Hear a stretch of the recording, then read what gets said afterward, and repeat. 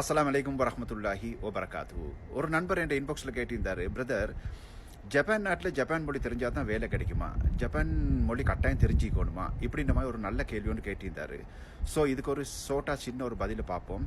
நான் செய்கிற வீடியோ எல்லாமே என் அனுபவங்கள், கண்டது கேட்டது இதுகளை வச்சு தான் நான் செஞ்சு கொண்டிருக்கிறேன். ஸோ இதுக்கும் என்னைய வச்சு ஒரு உதாரணம் தரலாம்னு நினைக்கிறேன். இப்போ நான் ஜப்பானில் இறங்கி அடுத்த நாளே எனக்கு ஒரு வேலை ஒன்று கிடைச்சிச்சு. ஸோ நாங்கள் ஸ்ரீலங்கா 5 பேர் செட் ஆகி சிட்டியிலேருந்து கிட்டத்தட்ட ஒரு 500 கிலோமீட்டர் தூரத்தில் வஜிமான்னு சொல்லி ஒரு ஏரியாவுக்கு நாங்கள் வேலைக்கு போனோம்.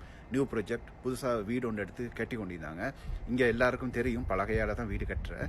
இப்போ அந்த அடிப்படையில் ஒரு 15 வீடு மட்டும் எடுத்து ஒரு பெரிய ப்ரொஜெக்ட் ஒன்று செஞ்சு கொண்டிருந்தாங்க.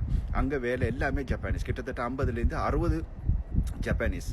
அவங்களோட சேர்ந்து நாங்கள் ஸ்ரீலங்காவுக்கு 5 பேர் தான் இருந்தோம்.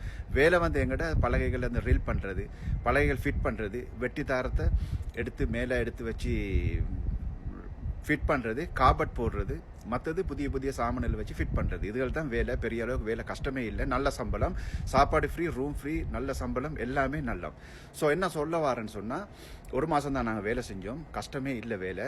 மற்றது ஜப்பானீஸோட வேலை செய்கிறதும் கஷ்டமாக எங்களுக்கு தோணலை. ஆனால் ஒரே ஒரு பிரச்சனை இருந்துச்சு, பாஷை தெரியாது. இப்போ அவங்க சொல்கிற வேலை காட்டுவாங்க கிட்ட இப்படி தான் செய்யணுமென்று அதை வச்சு செய்வோம். இல்லைன்னா ஊம பாஷையில் சொல்லுவாங்க, இல்லைன்னா ஆக்ஷனில் சொல்லுவாங்க. அவங்களுக்கு இங்கிலீஷ்ன்ற வேர்டே தெரியாது. அப்போ பாருங்கள், ஒரு மாதம் நாங்கள் வேலை செஞ்சு முடிச்சோம். செய்யலாம்னு நினச்சா செய்யலாம், அதுக்காக ஜப்பான் பாஷை தேவைன்னு நான் சொல்ல வரல. தெரிஞ்சிருந்தா நல்ல 100க்கு 100%.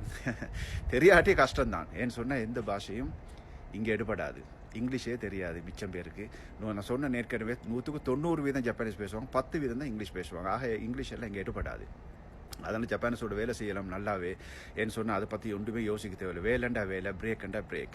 ஸோ நாங்களும் வேலை செஞ்ச இடங்களில் 8 மணிக்கு தொடங்கி 10 மணி மட்டும் வேலை, 10லேருந்து 10:30 பிரேக், 10:30க்கு தொடங்கி 12 மணி மட்டும் வேலை, 12லேருந்து 1 மணிக்கு பிரேக், மறு 1 மணிக்கு ஸ்டார்ட் பண்ணி 3 மணி மட்டும் வேலை, 3லேருந்து 3:30 பிரேக், 3:30க்கு தொடங்கினா 5 மணிக்கு வேலை முடிஞ்சுது. வேலைண்டா வேலை தான், பிரேக்கண்டா பிரேக் தான். அதனால் ஐஸ் அடிக்கலாம் கிடைக்காது.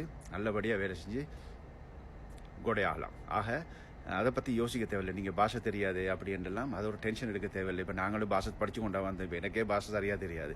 இப்போ இருந்தும் நாங்கள் வேலை செய்யாமல் இருக்கிறோம். அது ஒரு டென்ஷன் இல்லை. இருந்தாலும் பாஷை முக்கியம் தான். அது நீங்கள் கேட்டதுக்கு நான் இது ஒரு உதாரணம் சொல்லி தான் இது முடிச்சுக்கிறேன். இதை மற்றது அவங்களோட வேலை செய்யலாம், எந்த டென்ஷனும் இல்லை. இன்னொரு விஷயம் என்னன்னு சொன்னால், சம்பளத்தை பற்றியும் ஜப்பானில் பயப்பட தேவையில்லை.